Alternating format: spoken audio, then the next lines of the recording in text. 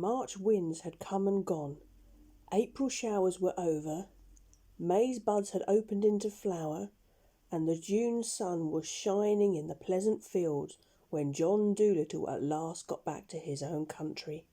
But he did not yet go home to Puddleby. First he went travelling through the land with the push-me-pull-you in his gypsy wagon, stopping at all the country fairs. And there, with the acrobats on one side of them and the Punch and Judy show on the other, they would hang out a big sign which read, "Come and see the marvellous two-headed animal from the jungles of Africa. Admission, 6pence." And the push-me-pull-you would stay inside the wagon.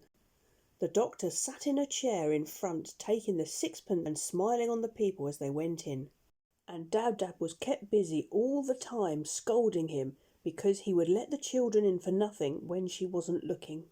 And menagerie keepers and circus men came and asked the doctor to sell them the strange creature, saying they would pay a tremendous lot of money for him. But the doctor always shook his head and said, "No, the push-me-pull-you shall never be shut up in a cage. He shall be free always to come and go like you and me." Many curious sights and happenings they saw in this wandering life, but they all seemed quite ordinary after the great things they had seen and done in foreign lands.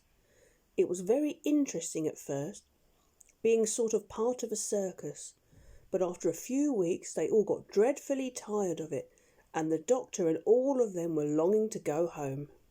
But so many people came flocking to the little wagon and paid the 6pence to go inside and see the push-me-pull-you, that very soon the doctor was able to give up being a showman. And one fine day, when the hollyhocks were full in bloom, he came back to Puddleby a rich man to live in the little house with the big garden. And the old lame horse in the stable was glad to see him, and so were the swallows who had already built their nests under the eaves of the roof and had young ones. And Dab-Dab was glad too to get back to the house she knew so well, although there was a terrible lot of dusting to be done with cobwebs everywhere.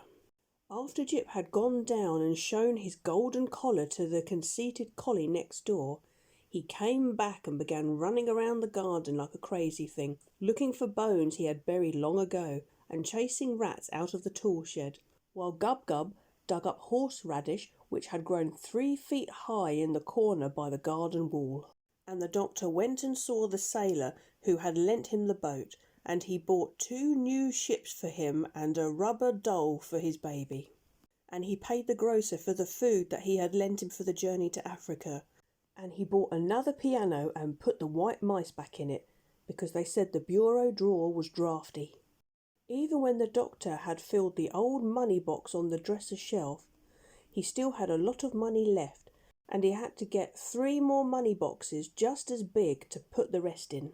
"Money," he said, "is a terrible nuisance, but it's nice not to have to worry." Quack. "Yes," said Dab-Dab, who was toasting muffins for his tea. "Indeed it is." And when the winter came again and the snow flew against the kitchen window, the doctor and his animals would sit round the big warm fire after supper, and he would read aloud to them out of his books. But far away in Africa, where the monkeys chattered in the palm trees before they went to bed under the big yellow moon, they would say to one another, "I wonder what the good man's doing now over there in the land of the white men. Do you think he'll ever come back?" And Polynesia would squeak out from the vines, "I think he will. I guess he will. I hope he will." And then the crocodile would grunt up at them from the black mud of the river, "I'm sure he will. Go to sleep."